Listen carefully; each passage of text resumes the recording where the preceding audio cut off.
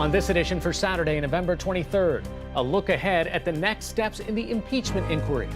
And in our signature segment, in its search for solutions to a housing crisis, the city of Minneapolis eliminates single-family zoning. Next on PBS NewsHour Weekend. PBS NewsHour Weekend is made possible by Bernard and Irene Schwartz, Sue and Edgar Wachenheim III, the Cheryl and Philip Milstein family, Rosalind P. Walter, in memory of George O'Neill, Barbara Hope Zuckerberg. Corporate funding is provided by Mutual of America, designing customized individual and group retirement products. That's why we're your retirement company. Additional support has been provided by the Corporation for Public Broadcasting, a private corporation funded by the American people. And by contributions to your PBS station from viewers like you. Thank you. From the Tisch WNET studios at Lincoln Center in New York, Hari Srinivasan. Good evening and thanks for joining us. As Congress takes a Thanksgiving break, staff members are reportedly drafting an impeachment inquiry report that will determine what's next in the process. Despite testimony from Ambassador to the EU Gordon Sondland that, quote, everyone was in the loop, there are still questions about the role administration officials may have played in requests for Ukraine to investigate former Vice President Joe Biden and his son. Late last night, the State Department released 100 pages of documents that show repeated contact between Secretary of State Mike Pompeo and Rudy Giuliani last March. The release came as part of a lawsuit brought by the nonprofit watchdog group American Oversight, which is trying to uncover records about President Trump's actions on Ukraine. Also today, an attorney for Lev Parnas, an indicted associate of Rudy Giuliani, told NewsHour that Parnas is willing to testify before Congress. Parnas says a Ukrainian prosecutor met with Representative Devin Nunes late last year in Vienna to discuss investigating the activities of Joe and Hunter Biden related to Burisma. Breitbart News reported that Nunes said the allegations are, quote, demonstrably false and scandalous. We will have more on what's next in the impeachment inquiry coming up after the news summary. There were multiple news reports today quoting unnamed officials that Navy Secretary Richard Spencer and Rear Admiral Colin Green, who commands the SEALs, said they would resign or be fired if the president issues a written order. The Secretary of the Navy told NewsHour today he did not say he would resign over a presidential tweet over what happens to Navy SEAL Edward Gallagher and his future with the elite unit. Joining me now is David Phillips, a reporter for the New York Times who helped break this story. So first of all, for people who haven't been following what the ins and outs have been with Mr. Gallagher, where is he in the process of remaining a SEAL or not? This has been a real sort of whiplash back and forth case where he was convicted of a crime, but then the sentence was lessened by the Secretary of the Navy. A short time later, the president removed the sentence completely. And then the Navy said, well, now we're going to take this SEAL's trident away. And a trident is a pin that each of them wear that denotes their membership in the SEALs. So for them, it's essentially like being cast out of the tribe. Okay, so how unusual is it for someone this far up the chain of command, the Secretary of the Navy, you don't get higher than that in the Navy, and the person who commands all of the SEALs to take this kind of position? And what are they saying? Are they saying that, look, if you put something in writing that challenges our authority, is that what is at stake here? Well, let me answer the first question. How unusual is this for a president to get involved at like a retail level of our Army personnel? Experts and historians that I've talked to could not think of another example. And the understanding that the military has had with the president for centuries is, yes, you are in control. You control strategy, politics, when to go to war, the big stuff. And we run the machinery that makes that happen. So this is really a departure from that. Okay, now the second question is, well, what happens when an admiral or a secretary of the Navy disagree with the president? And I think the answer is we don't know because we haven't seen this very much, and we're watching it play out in real time. Now, the president absolutely has legal authority to tell the admiral what to do and to decide who is a SEAL and who isn't. The question is, What happens if the admiral, who really believes that the right thing to do is get this convicted criminal out of the SEALs, what happens if he refuses? Will the president relieve him? Will he resign? I don't think we know. And the secretary, in his comments, has certainly, tried to tamp things down, but left room for the fact that both he and Admiral Green, the commander of the SEALs, could be gone soon. All right, David Phillips of the New York Times. A lot more that's going to be coming in this story. Joining us via Skype from Colorado tonight. Thanks so much. Yeah, thank you. Vice President Mike Pence made an unannounced visit to Iraq today, the highest level administration visit since President Trump announced a pullback of U.S. forces in Syria almost 2 months ago. Pence and his wife Karen visited Al-Assad Air Base, where they served a Thanksgiving meal to U.S. troops. And the vice president met with Kurdish leader Nechirvan Barzani to reaffirm the U.S. alliance with Kurdish people in the region. Officials said Pence spoke with Iraq's Prime Minister Adil Abdul Mahdi by phone rather than in person due to security concerns in Baghdad. And in Baghdad today, a protester was killed and 12 others wounded in clashes with Iraqi security forces. The government forces used tear gas and rubber bullets while protesters threw rocks. The protesters are demanding an end to government corruption, more jobs, and better services. More than 341 people have been killed and thousands injured since anti-government demonstrations began last month. Iraq's prime minister announced October 31st that he would step down if parliament can agree on a replacement for him. Pope Francis arrived in Tokyo today, launching a 3-day visit to Japan that will include events in Hiroshima and Nagasaki. After the Pope's plane landed in bad weather, the pontiff rode through streets lined with well-wishers. He met with Japanese bishops at the Vatican residence, where he emphasized his desire to pay tribute to the victims of the atomic bombings at Nagasaki and Hiroshima, and to meet with survivors of what he called this tragic episode in human history.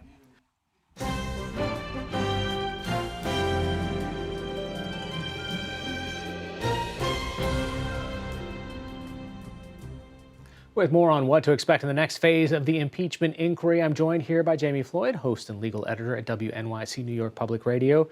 This was an exhausting week, and it's not over. It's not even close to over. What does the House do now?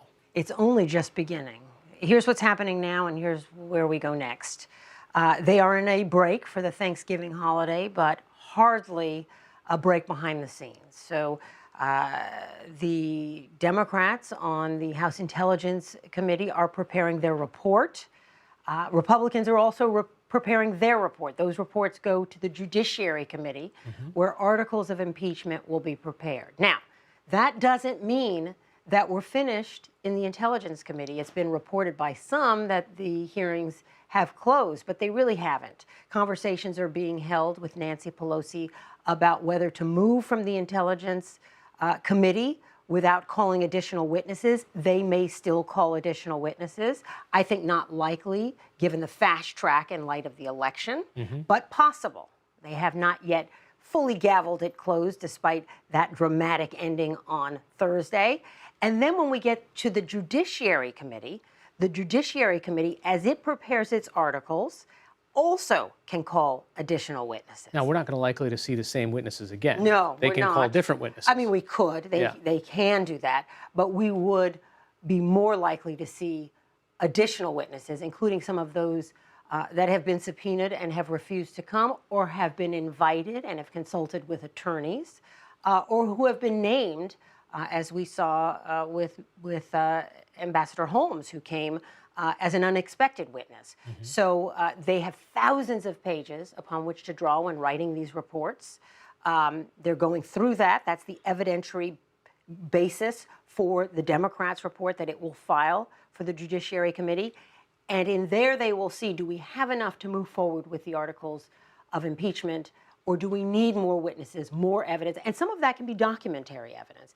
And you heard Nancy Pelosi, Speaker Pelosi, say to the president, do you have exculpatory evidence you want to give us? Now is the time. So the Democrats will make their reports and make their suggestions to the Judiciary Committee, comes up with the specific clauses of impeachment to go ahead and take that to the Senate for trial. Right? Articles of impeachment, and we've not done this very many times before, as you know. This will be only the fourth time we've had articles of impeachment, and it would be only the second time we've arrived at the Senate because, of course, President Nixon resigned before it ever went to the Senate, knowing, or most analysts say he would have likely been convicted had it gone to the Senate. He was never even impeached. What about John Roberts and how he's likely to, well, judge this? I mean, if this is the trial and he's the person at the Senate, I mean, people say, oh, well, he was a conservative juror, et cetera, but he has a tremendous amount of respect for the court itself. It is true we talk about the Supreme Court as liberals and conservatives, but he understands not only the importance of the institution of the court, but the institutions of our democracy. He will sit there understanding this critically important moment and how important it is to put aside politics and sit there as a representative of our democracy. But the important thing also is that the Constitution, while it references impeachment several times, does not lay out any rules of court. You know, we have rules of court when you go into federal court. How are we going to run? What are the rules of evidence? How does this play out?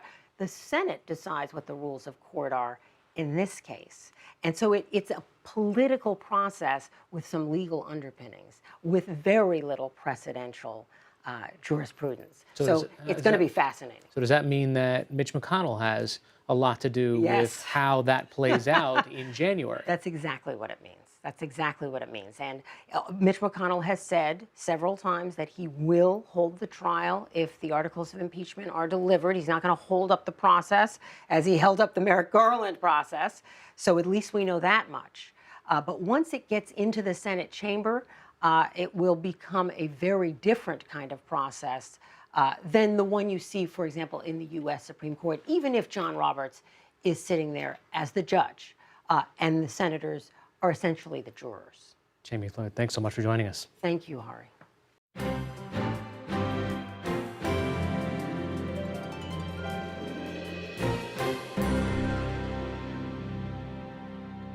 Across the nation, as urban living becomes more popular, cities are facing housing shortages and are searching for solutions. From Oregon to California, governments are altering decades-old zoning rules that have long been considered sacred. Minneapolis, Minnesota is at the forefront of one big change. NewsHour Weekend's Megan Thompson has more. John Edwards, a freelance graphic designer, lived in South Florida for most of his life. Then, about 7 years ago, he decided he wanted a change. Minneapolis has a strong economy, has a high quality of life, and so I moved here. Edwards moved into a Minneapolis neighborhood called The Wedge. It's a walkable area that allows him to live without the expense and environmental impacts of owning a car. So we've got probably the best transit in Minneapolis. We have access to great bike infrastructure. There's a handful of grocery stores within walking distance, a hardware store, everything you'd want to have in your neighborhood. We have it. Turns out a lot of other people are moving to Minneapolis too, with its thriving economy, friendly people, and ample lakes and parks. The city's population's been rising faster than at any point in the last 70 years, increasing by more than 12% to almost 430,000 between 2010 and 2018.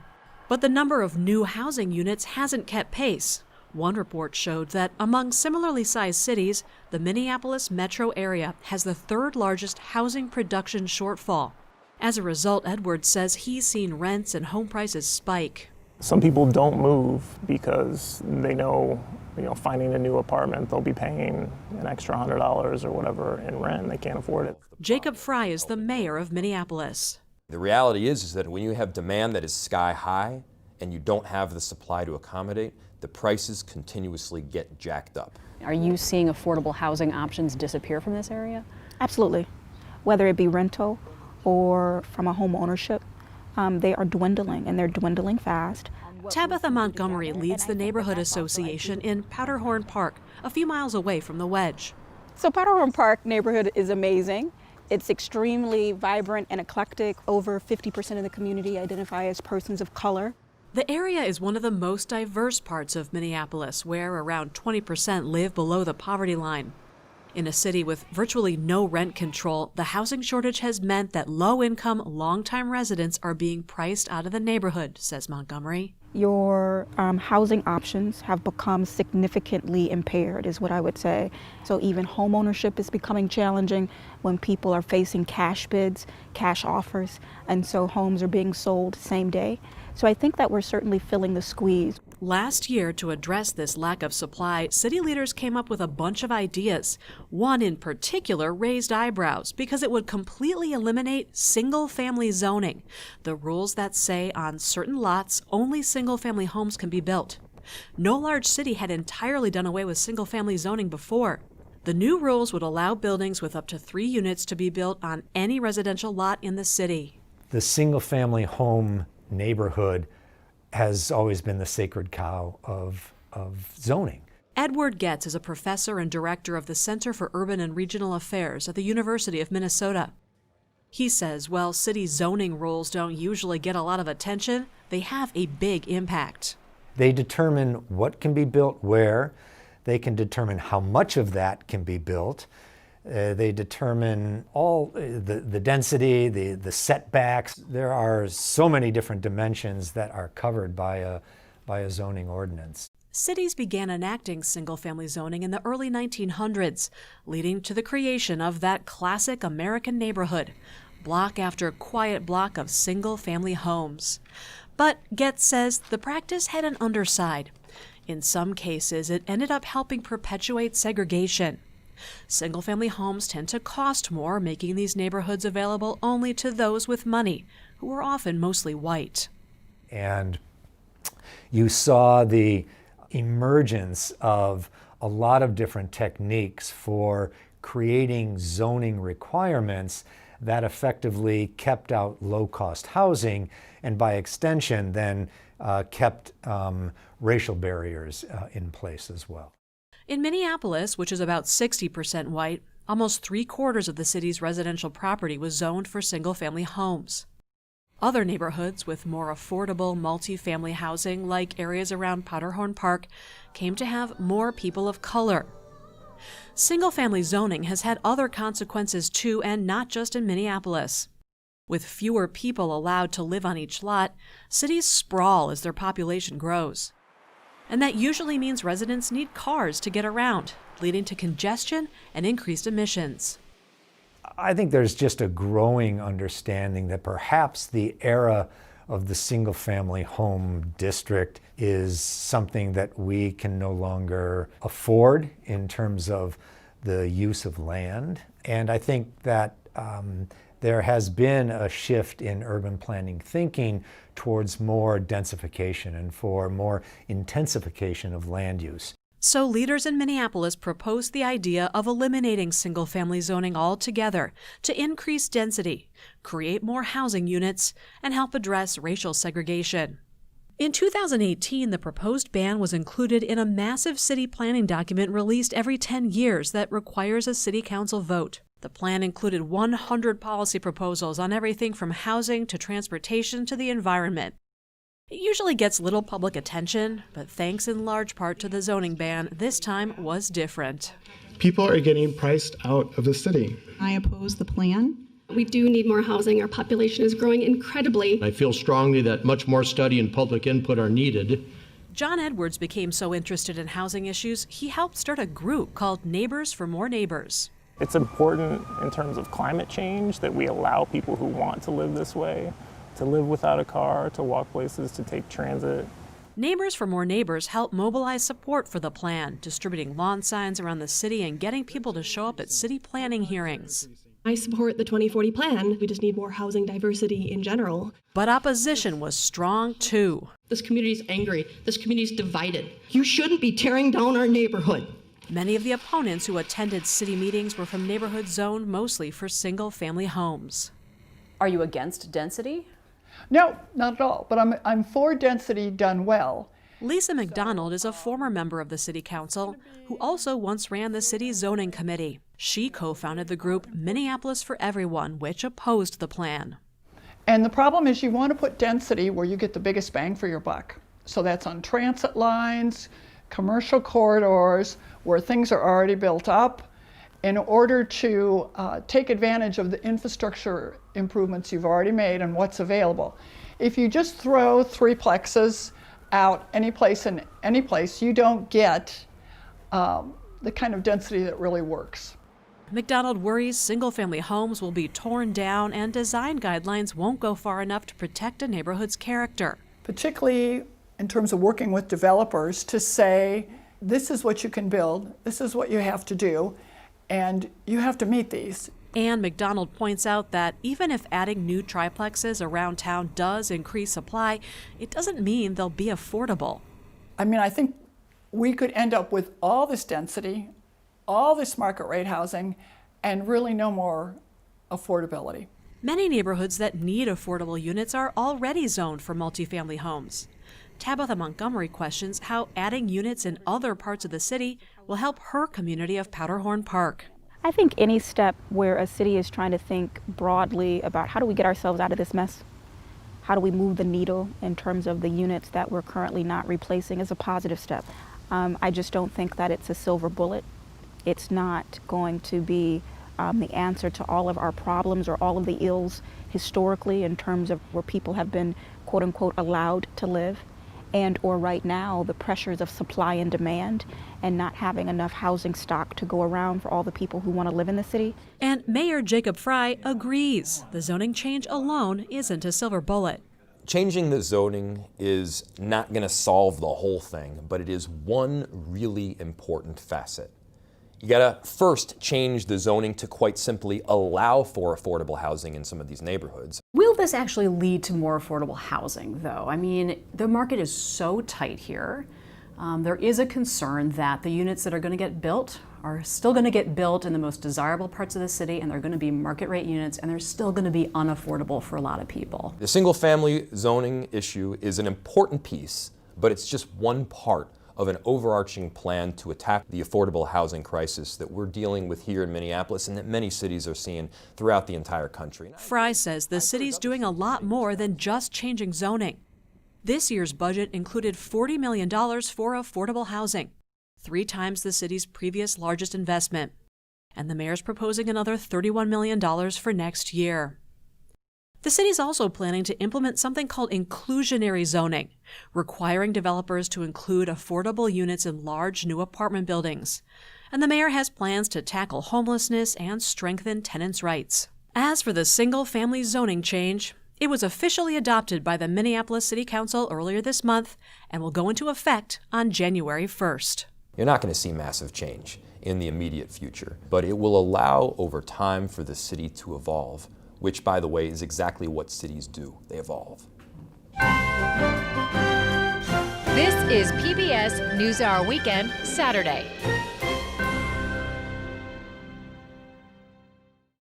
This time of year in the Northern Hemisphere, dark winter days bring out the lights. Lots of lights, and not just on trees.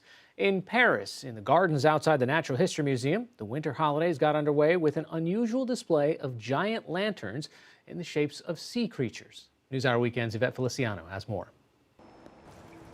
An evening walk through the gardens and parks surrounding the Paris Natural History Museum is now an illuminated voyage into ocean waters. It's to attract a different section of the public, to talk to them about science in a bit of a different way to how we usually do in museums, to speak to families, children, and to make people aware of the cause of the ocean, because there are pressures placed on the ocean which put it in danger.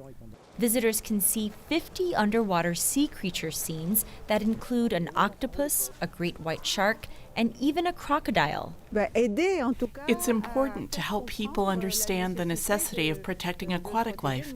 Definitely, completely. The colorful displays, some more than 90 feet long and 30 feet high, are linked to a current exhibit at the museum designed to celebrate ocean wildlife and raise awareness about the threat of climate change to the oceans. We became aware that the ocean has limits too. Even if it's gigantic, it still has limits. And that the global behavior by the world's population means that we're putting the ocean in danger too. It's very poetic. It's pretty, very colorful. Very colorful. The ocean theme really makes you dream. So with the displays, it really makes you feel like you're dreaming. The giant lanterns will be on display every evening, except for Christmas and New Year's Eves, through January 19th.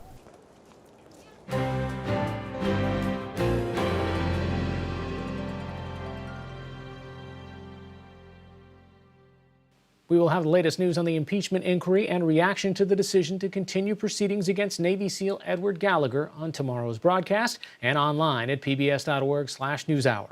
That's all for this edition of PBS NewsHour Weekend. I'm Hari Srinivasan. Thanks for watching. Have a good night.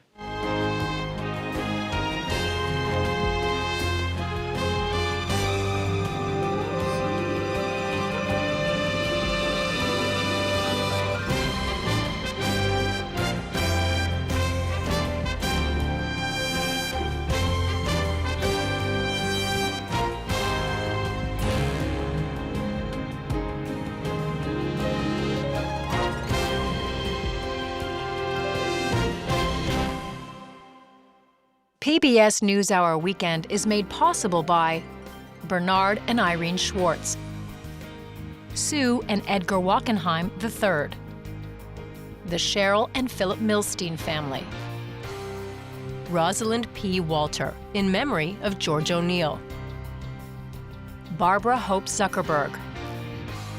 Corporate funding is provided by Mutual of America, designing customized individual and group retirement products. That's why we're your retirement company.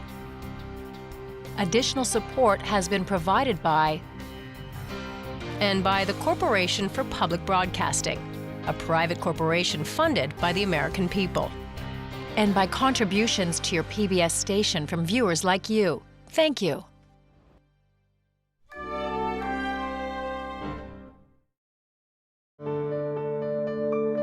You're watching PBS.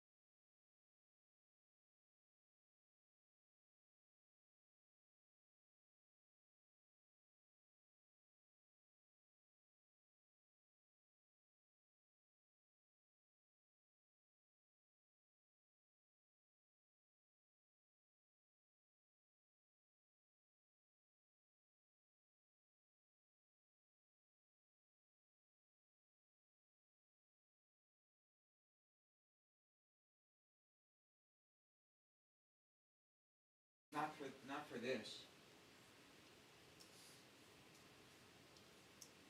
I don't think we moved. Let me look. Oh, I think it was just the framing. We haven't moved it since this shot. This was near the end.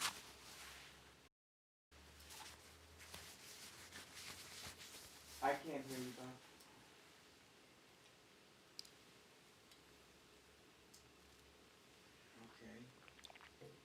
And what we're redoing now, when was this finished up?